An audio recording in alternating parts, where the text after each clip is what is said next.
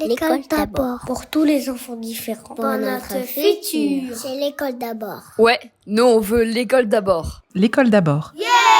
Bienvenue dans ce tout nouveau podcast, l'école d'abord. Donc je suis avec Élise. Bonjour Élise. Bonjour Élise. Donc deux Élises. Alors ce n'est pas vraiment le premier épisode de notre podcast, mais c'est plutôt un épisode sur qui on est, une sorte de présentation.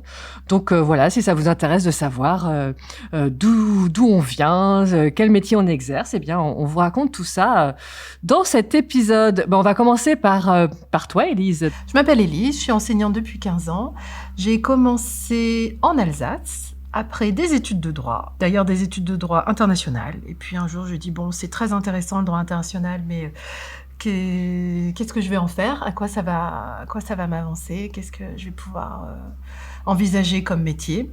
Et donc j'ai essayé de réfléchir à un métier un peu pratico-pratique, comment j'allais pouvoir aider les autres. Et j'ai réfléchi, je me suis souvenu que quand j'étais enfant, mes professeurs me disaient qu'ils me verraient bien enseignant. Donc je me suis dit pourquoi pas.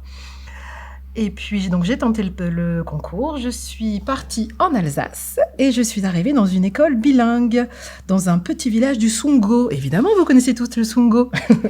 Dans tous les cas, là-bas, je donnais des cours de français dans une école bilingue, ce qui veut dire que les enfants avaient une demi-journée en français, l'autre demi-journée en allemand. Ne parlant pas couramment allemand, c'est ma collègue allemande qui le faisait, et ce qui m'a appris dès le début à travailler en binôme, à travailler avec une collègue. Parce que de toute façon, pour des élèves de maternelle, il fallait qu'il y ait une certaine cohérence. Donc dès le début, on a monté des projets en binôme, et puis on essayait d'être cohérent, de se parler, de communiquer, que tous les enfants soient dans le projet. Ensuite, je suis partie dans le nord de la France et là, j'ai enseigné dans des classes Ulysse et CLIS. Ce sont des classes, et maintenant ce sont même des dispositifs où sont les enfants porteurs de handicap. Ce n'est pas une classe que j'avais demandée au départ. Les hasards des affectations. J'ai su le 31 août que j'étais affectée au collège en Ulysse. Donc, autant vous dire qu'au départ, j'étais un petit peu désemparée. J'ai même un peu pleuré, je crois, parce que la rentrée était 2 jours après. Et finalement, toujours le hasard, je complétais des collègues qui voulaient passer le concours. Donc, ça veut dire que c'était des collègues qui étaient hyper motivés. Elles faisaient 3 semaines. Moi, je travaillais 3 semaines. Elles m'ont expliqué comment je pouvais travailler avec tous les collègues de l'école, tous les collègues du collège, pour monter toujours pareil, monter un projet pour les enfants, pour que ce soit cohérent. Et ça m'a donné envie de continuer. Donc j'ai continué comme ça quelques années, en collège, en école. Et puis, au gré de mes affectations, je suis arrivée à Paris. Et à Paris, je suis arrivée dans une école maternelle que je n'ai plus quittée depuis. Et tu peux nous parler un petit peu de ton enfance ? Où étais-tu à l'école ? Dans le Nord. Dans le Nord. Alors là, c'était au gré des affectations de ma mère. On allait de petite ville en petite ville du Nord. Mon père est du Burkina Faso, ce qui m'a permis d'y aller. Et lors de ces voyages, j'ai été avec une amie dans sa classe. Donc, alors là, c'est pas du tout le même discours, c'est pas du tout la même façon de voir les choses. Et puis, on était 100 par classe, on pouvait absolument pas parler à son voisin de table. D'ailleurs, on était 3 par table et pas 2, on était serrés comme des sardines. J'ai encore ces images-là, alors que c'était il y a une bonne trentaine d'années. Et tu y es retournée depuis, voir comment ça se passait au Burkina, à l'école ? Non, dans ma famille, j'ai des oncles et tantes qui sont enseignants et on en parle souvent. On parle beaucoup de la façon dont ils voient l'enseignement, la façon dont ils travaillent avec leurs collègues.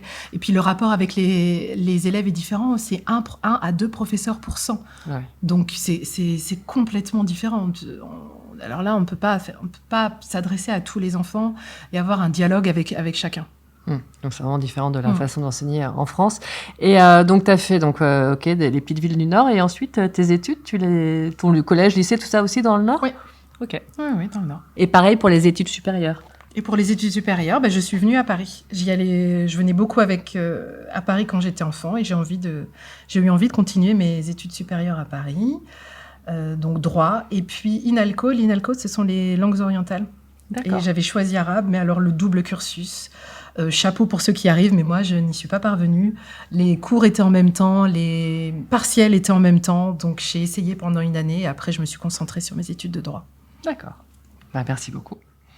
Alors à mon tour, moi je suis née aux Pays-Bas, donc j'ai grandi en Hollande et en Belgique où je suis allée à l'école et je suis arrivée en France pour faire la fin de mon école élémentaire, donc le CM2, une partie du collège et je suis retournée faire mes années lycée en Hollande et je suis arrivée à nouveau en France au moment de mon inscription à la faculté où j'ai donc passé une maîtrise de linguistique. Et pendant mes années d'études, j'ai eu des petits boulots, et notamment celui d'être surveillante en lycée professionnel.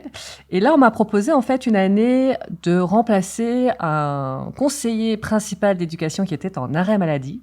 Et c'est comme ça un petit peu que je suis rentrée dans l'enseignement. J'ai rencontré une psychologue scolaire qui m'a expliqué qu'on pouvait travailler dans l'enseignement spécialisé. Ça m'a beaucoup intéressée et c'est pourquoi j'ai passé le concours de professeur des écoles et je me suis très très vite orientée vers ce qu'on appelle les réseaux d'aide aux enfants en difficulté, donc les RASAID, qui existent dans quasiment toutes les écoles. Enfin, il y en a de moins en moins, mais ça existe heureusement encore dans plein d'endroits. Et donc, je me suis spécialisée très vite. J'ai enseigné une année en maternelle et dès l'année suivante, j'ai travaillé donc auprès des enfants qui présentaient des troubles des apprentissages. Donc, ça s'appelle Maître E. Et puis ensuite, j'ai passé un autre diplôme pour travailler plus au niveau des petits problèmes de comportement, donc Maître G. Et enfin, j'ai été directrice de 2 centres d'adaptation psychopédagogique.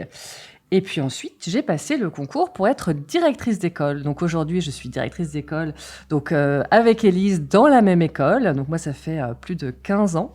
Et donc, on mène différents projets ensemble et notamment des projets sur le développement de l'empathie, de la bienveillance, qu'on appelle, nous, les compétences psychosociales. Et d'ailleurs, on a commencé à réfléchir à ces sujets de l'empathie, la compassion et la coopération lorsque nous avons été école pilote dans l'éducation à la santé avec un monsieur qui s'appelait Didier Jourdan, qui est professeur à l'université Auvergne-Rhône-Alpes.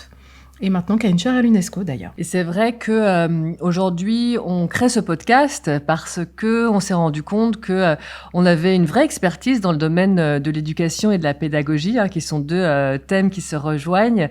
Et nous avons très souvent des demandes, que ce soit des parents, de nos proches, on vient nous demander conseil. Et nous nous sommes dit que ce serait peut-être pertinent de faire partager cette expertise au plus grand nombre. Donc on espère que vous serez nombreuses et nombreux à nous écouter. Et surtout, si vous avez des thèmes de prédilection que vous souhaitez qu'on aborde, n'hésitez vraiment pas à nous le mettre en avis sous le podcast. Et on essaiera bien sûr de répondre à ces sujets et de faire des podcasts en fonction de vos demandes. On espère que ce podcast vous plaira. On vous dit à très bientôt. Et n'oubliez pas, l'école d'abord. Au revoir! Au revoir.